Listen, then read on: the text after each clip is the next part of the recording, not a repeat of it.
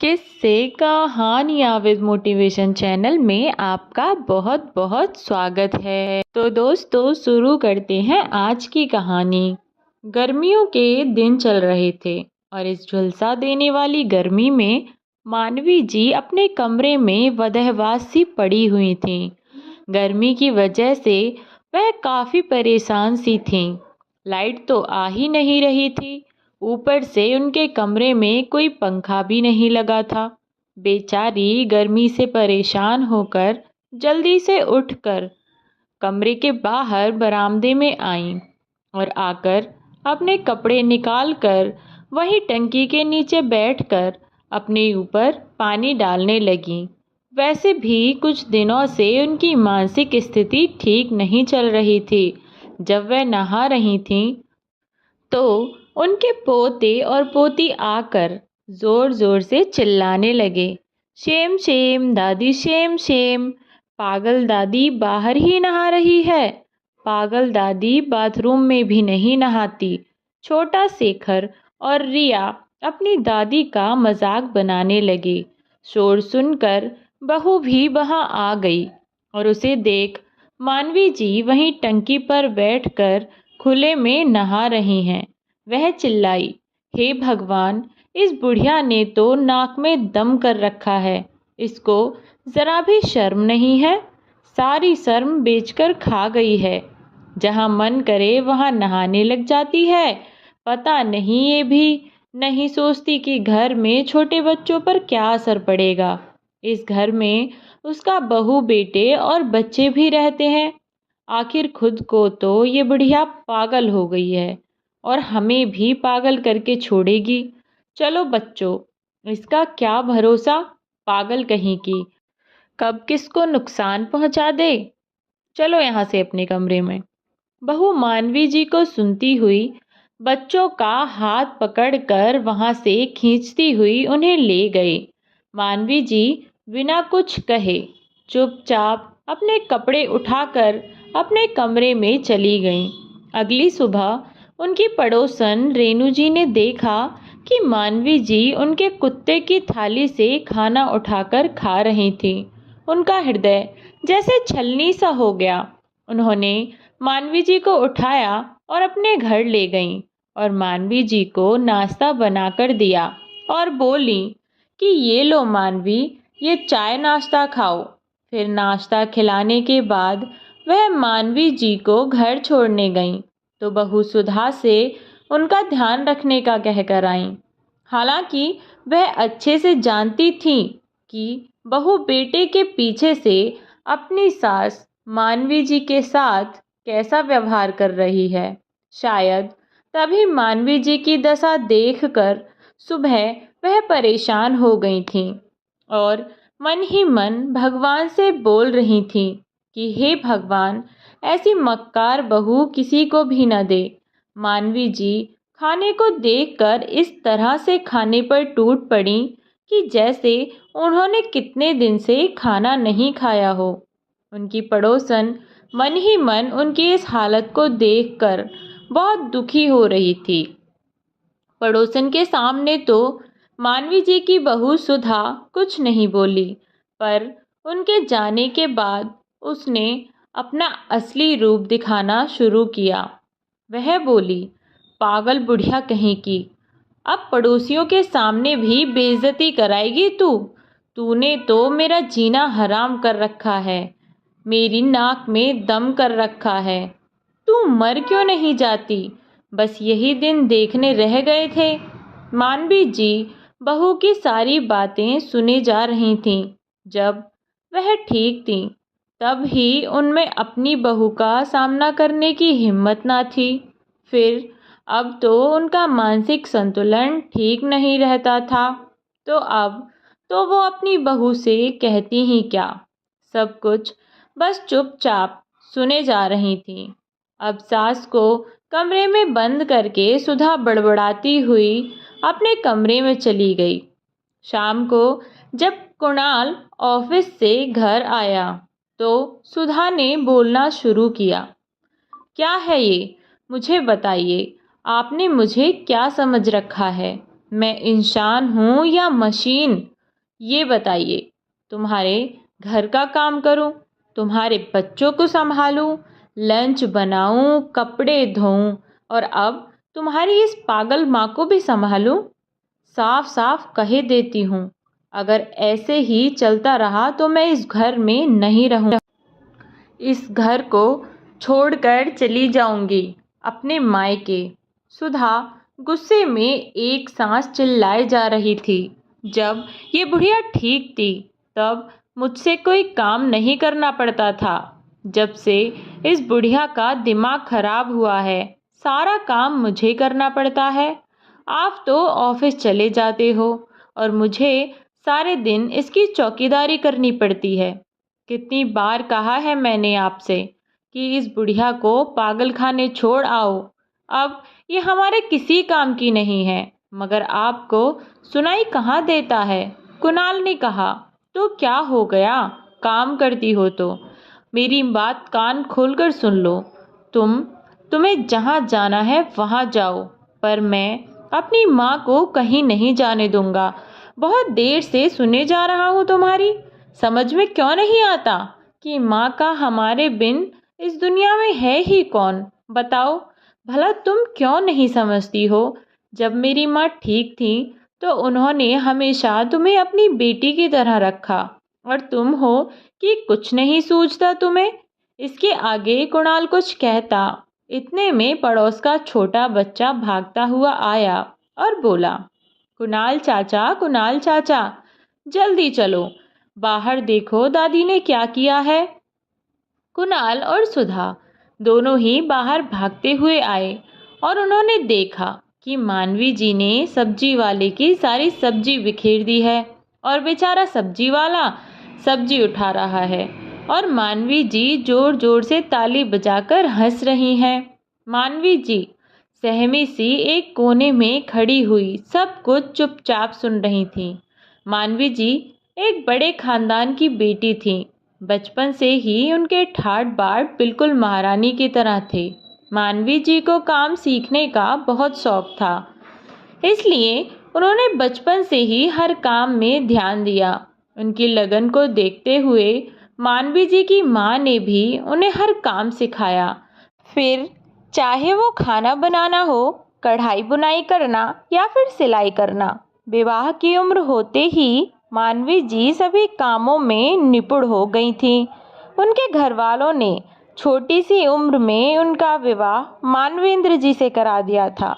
मानवेंद्र जी बहुत अमीर तो नहीं थे, उनकी एक छोटी सी कपड़ों की दुकान थी, पर वे स्वभाव के बहुत अच्छे थे। वे बहुत सज्जन व्यक्ति थे और उनकी सज्जनता को ही देखकर मानवी जी के माता पिता ने मानवेंद्र जी को अपनी बेटी के लिए पसंद किया था।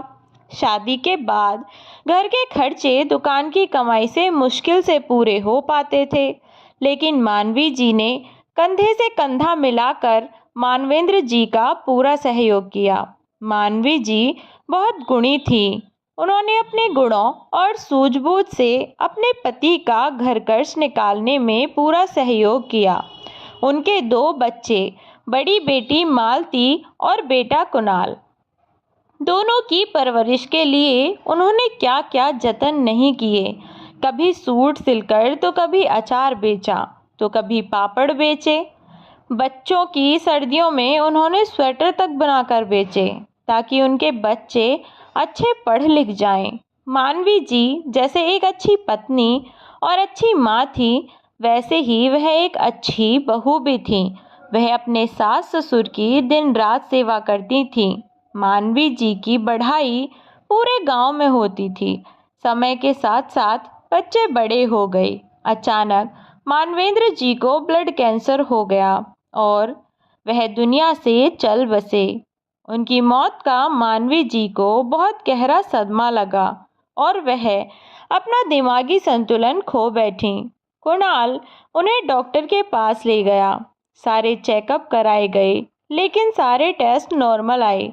डॉक्टर ने कुणाल से कहा कि माताजी को किसी बात से गहरा सदमा लगा है। तुम इनका अच्छे से ख्याल रखो, इनको खुश रखने की कोशिश करो तो सब ठीक हो जाएगा।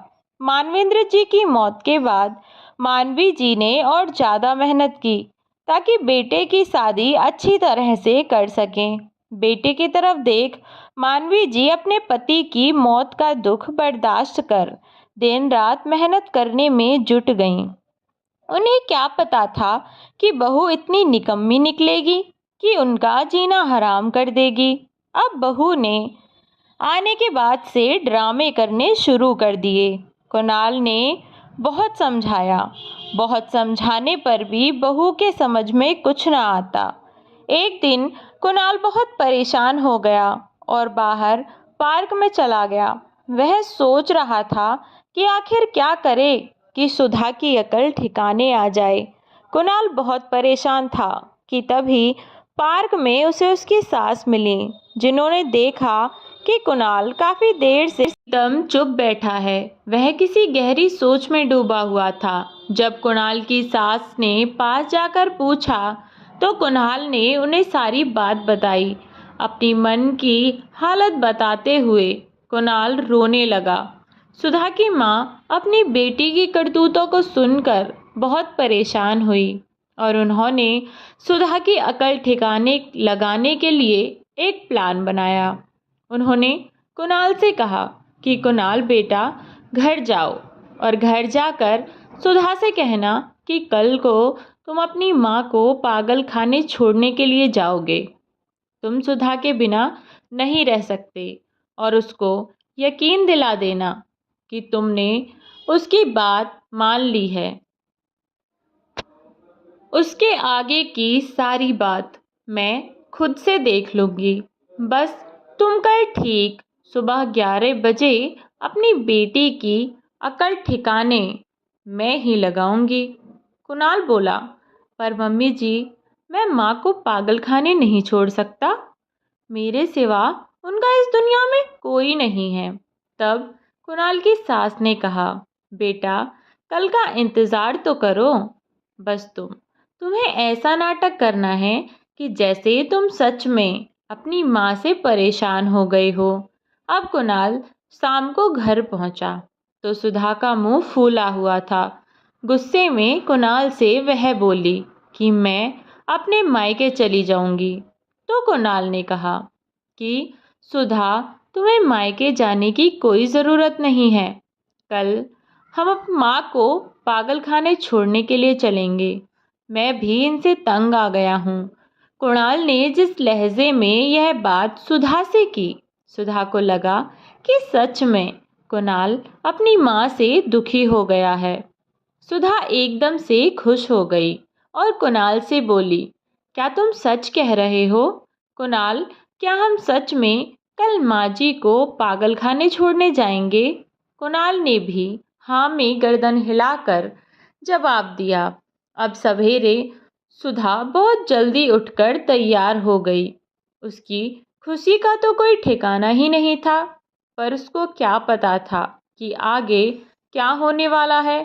कुणाल गाड़ी लेकर अपनी माँ को उसमें बिठाकर पागल खाने पहुंचा। कुणाल ने कहा कि सुधा, तुम कार में बैठो और मैं माँ को अंदर छोड़कर आता हूँ। सुधा कार में बैठी रही और कुणाल वहाँ से चला गया कि तभी सुधा को किसी औरत के जोर जोर से चिल्लाने की आवाज़ आ रही थी। ना जाने सुधा को क्यों वह आवाज़ बहुत जानी पहचानी सी लग रही थी।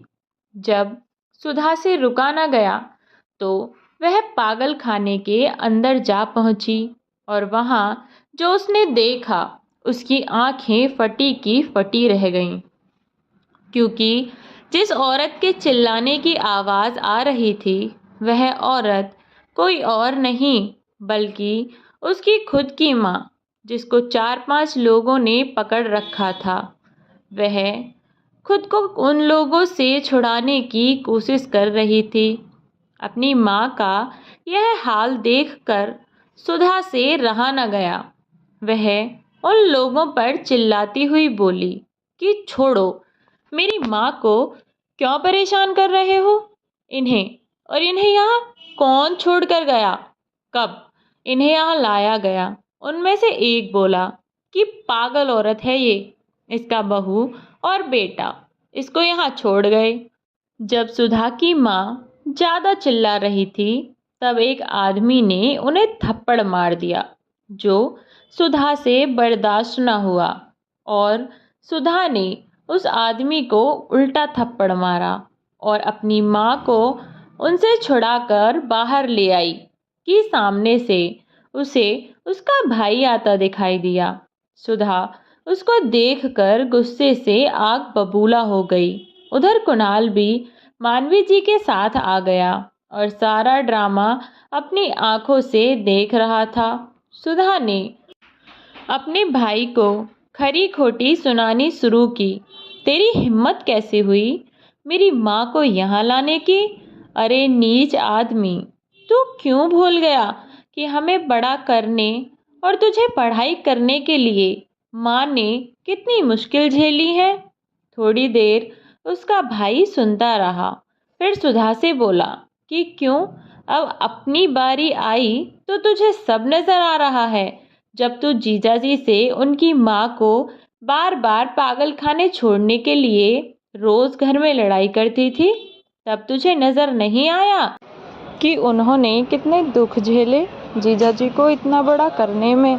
क्या इसीलिए उन्होंने अपने बेटे की शादी की थी कि तेरे जैसे नालायक बहू आए और उन्हें इतनी मानसिक प्रताड़ना दे कि वो अपना दिमागी संतुलन ही खो बैठे? माँ ने तुझे ऐसे संस्कार तो नहीं दिए और मैं इतना भी पागल नहीं हूँ कि अपनी माँ को पागल खाने छोड़ने। ये तो माँ ने ही मुझे कहा था तेरे कारण। तब सुधा ने आश्चर्य से अपनी माँ की ओर देखा तो उसकी माँ ने कहा कि जब मेरे ऊपर आई तो इतना गुस्सा हो गई। आखिर मानवी जी भी तो कुणाल की माँ है, तूने सोचा भी कैसे कि उन्हें पागल खाने छोड़ आएगी? तो यह सब देख सुधा को अपनी गलती का एहसास हुआ और उसने हाथ जोड़कर सबसे माफ़ी मांगी और कुणाल से कहा, कुणाल मुझे माफ़ कर दो, मैं रास्ता भटक गई थी।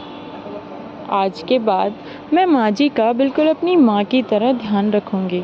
और सुधा अपनी सास का हाथ पकड़कर उन्हें गाड़ी में बिठाकर वापस अपने घर ले गई। उस दिन के बाद से सुधा ने अपनी सास की सेवा में कोई कसर नहीं छोड़ी। अब उनका परिवार एक सुखी परिवार था और वह सब हंसी खुशी साथ साथ रहने लगे।